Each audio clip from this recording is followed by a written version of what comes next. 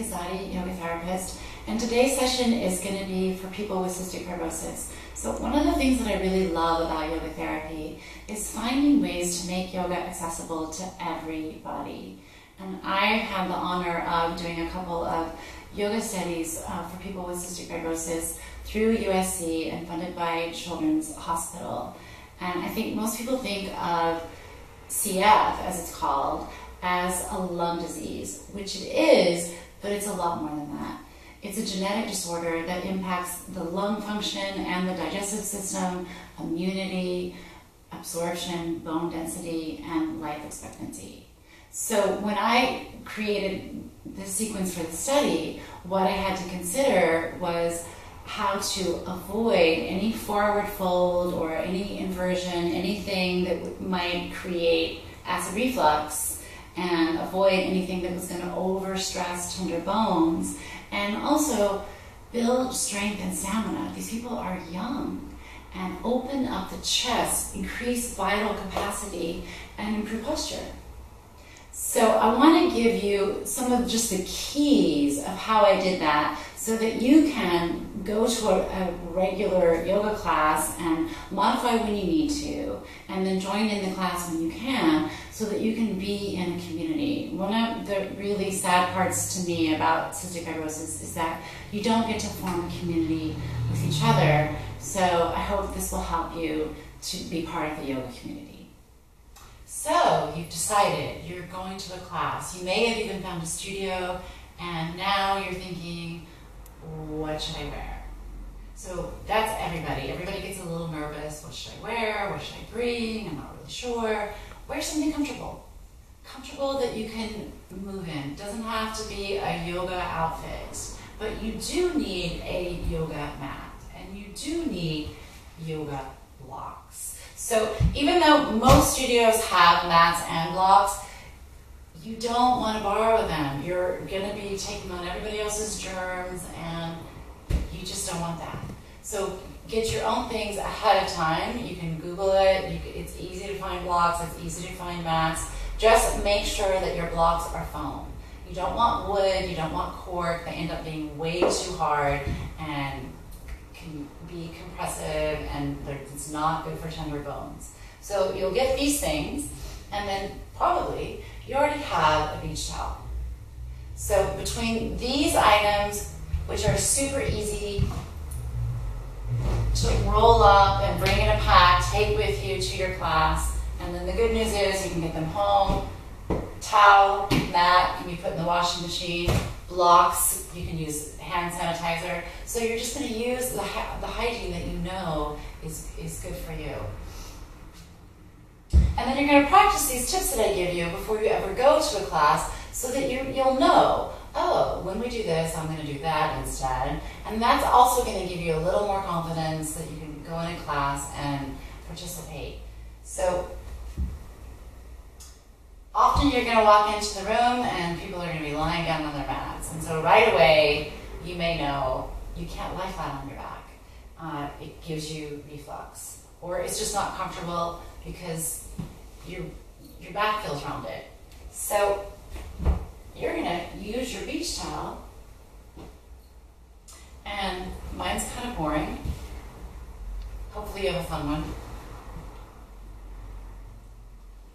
Create a ramp. So it's going to be different depending on your dimensions and how elevated you need to be and what is the shape of your spine. So you're going to play with it until it feels right for you.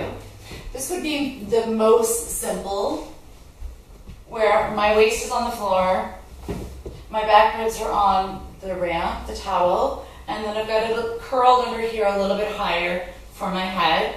And this might be enough, but if it doesn't feel like enough, that's where the blocks come in. Usually having one block lower and one block higher works better. It also helps to open the chest. However you set them up, you're going to then take the towel on top, and that gives a little extra push, which invites you to soften down and also open the chest more than if it feels like it's this rigid thing that you're like, this doesn't look like something you want to do, right? So find what works.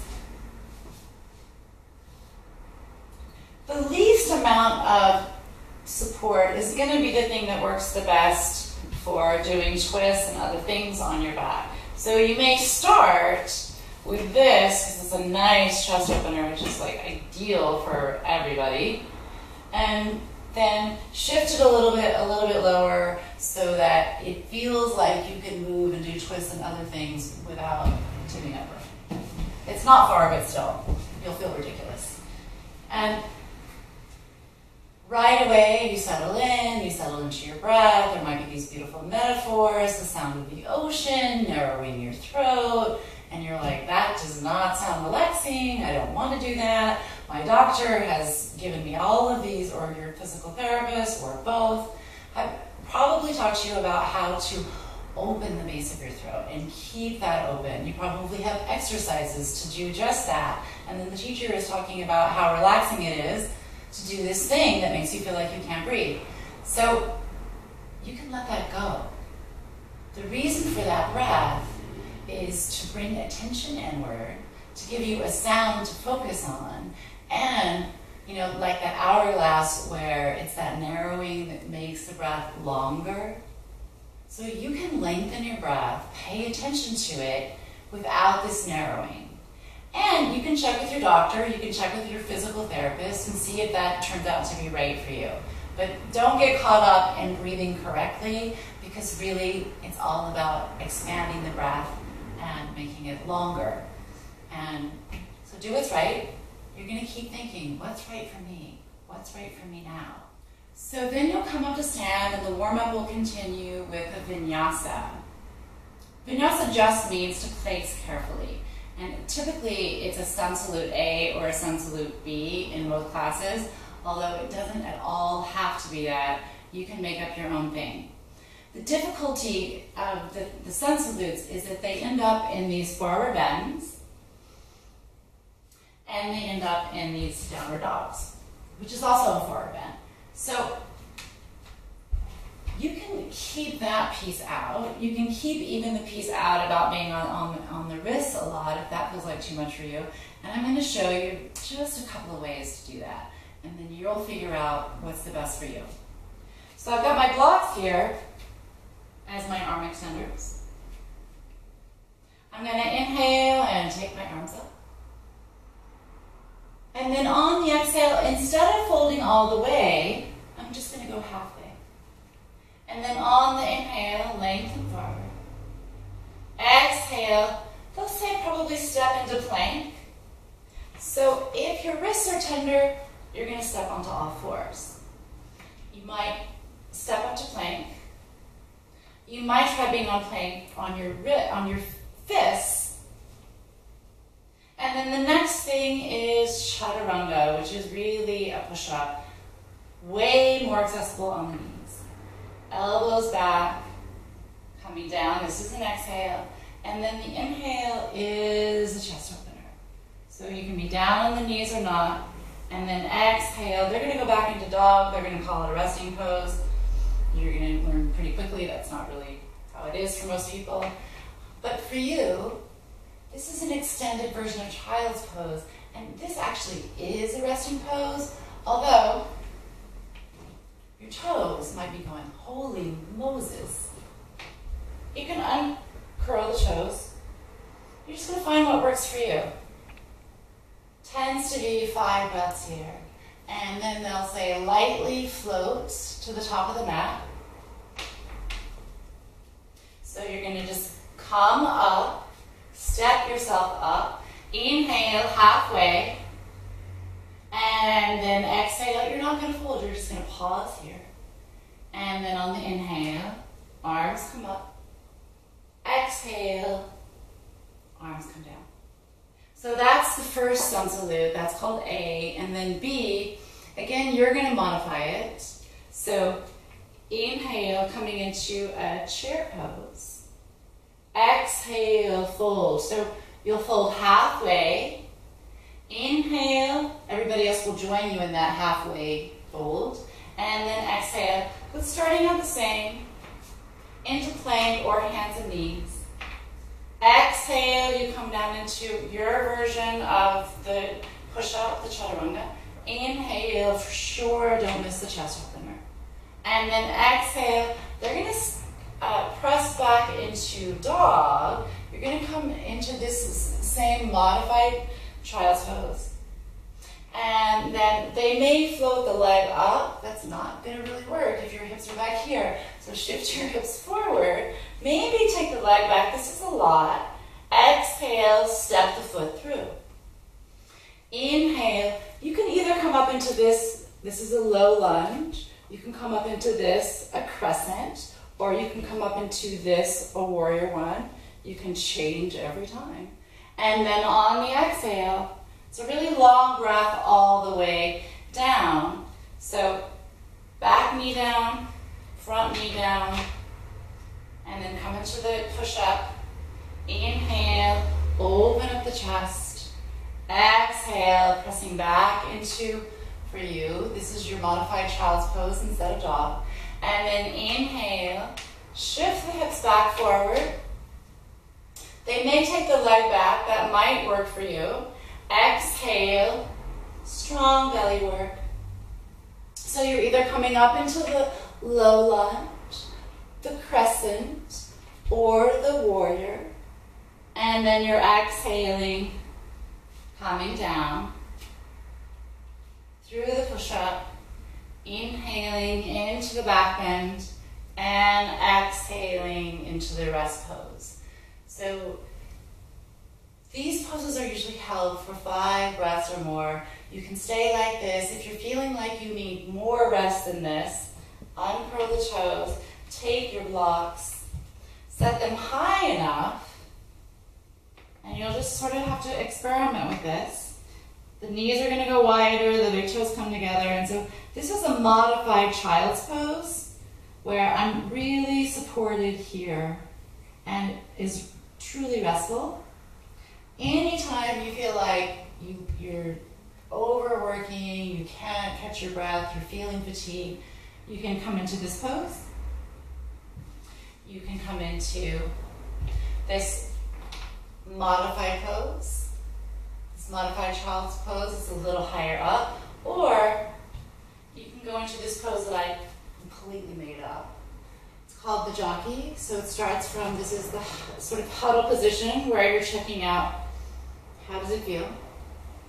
And then you go a little bit lower where my feet are as wide as the mat, my hips are reaching back, my spine is still long, and my throat is still higher than my belly. So I'm getting a lot of the benefits of a downward dog, but it really is truly way more restful.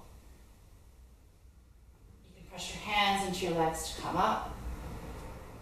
So those 3 poses, this sort of all the way down into the child's pose, getting the support that you need,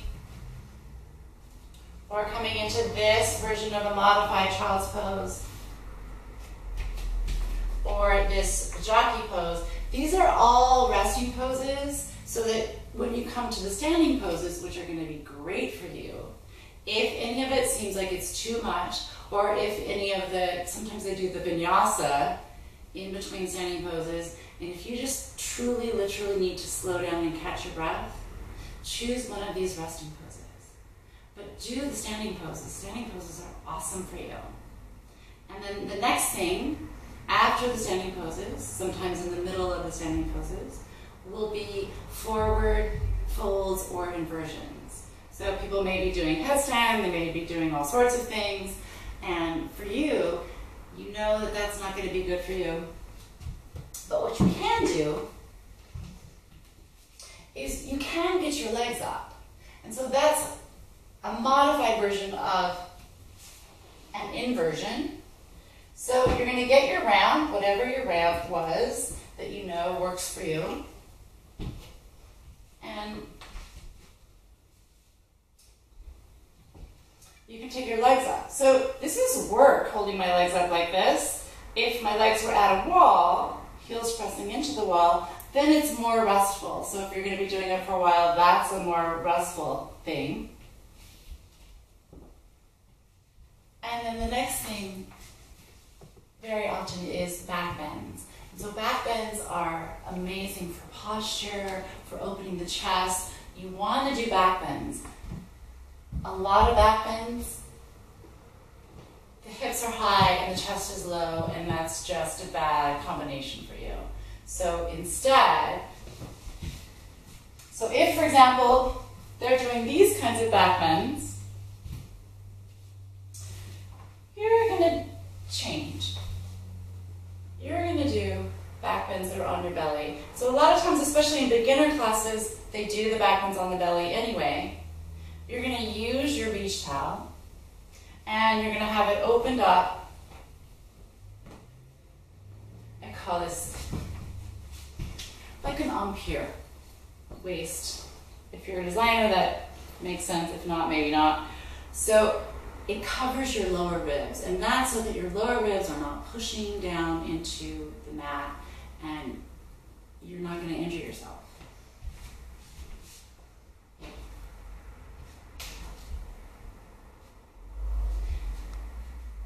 And then you can use your hands, make fists, do whatever you need to do so that you still keep your throat above and you don't feel like you're getting any reflux things. So there's lots more instructions that come with back bends to making them safe. We're not going to get into that because you're going to have a great teacher who's going to give you those things. These are just the specific things that you need for your specific condition that most teachers aren't aware of. After you do the back bends, then you're going to probably end up on your back again doing finishing poses. Hopefully after you do back bends, you're going to be doing abdominals. For sure you need to do abdominals because for sure we all need to do abdominals. And you'll just be making sure that you do them in a way that, again, your throat is higher than your belly. And so you're going to do your abs. You're going to be really glad after you do your abs. And maybe you'll do some twists and things. It's probably going to be better for you to be doing the finishing poses, those are the winding down poses on your back, as opposed to sitting and folding forward. So hopefully your teacher will help you with that. If you just think of flipping things, right? So instead of sitting and folding this way, you're going to be lying and folding this way. So it's the exact same pose, it's just like I used my Photoshop and flipped it over so that it works for you. And then in your final rest, which we call Shavasana, definitely use your blocks as a gentle chest opener. So not a big chest opener that's going to make you alert, but something that feels like it's softly opening you up. And this should be enough to get you going. These are some general tips that I hope will really encourage you to get to a yoga class. And know that it's not everything that you may need. You're also going to need to have an instructor who really knows how to work with people with different challenges, who knows how to modify things. Another thing that you can do that I think will also really inspire you is go to Yogis Anonymous, and that's a studio that has online classes. So yogisanonymous.com, and then click on online yoga videos, and there's a class that says Yoga for Cystic Fibrosis, and that is the sequence that I created. The entire 90-minute program that we did, the pilot study that we did at USC, and it's also got one of the students from the program. So you can watch someone who's got cystic fibrosis, who's had the instructions, who's learned the modifications, and how strong and amazing she looks doing this full practice. So you'll not only see what a full practice looks like, but also what it can look like for you. And still, it's not going to be perfectly modified for you. So if you want more than that, then get in touch with me. We can do a session. I don't care where you live. We can do it online. We can do it on the computer, and I can answer any further questions that you have, give you specific modifications for you, and then you can go to a class and You may need more modifications, you may have more questions, and I would love to watch you grow in your practice, work with you over time, and give you new things and new challenges so that you feel really empowered and strong in your body, and you get to have your practice. We really all need to do our own practice. Namaste.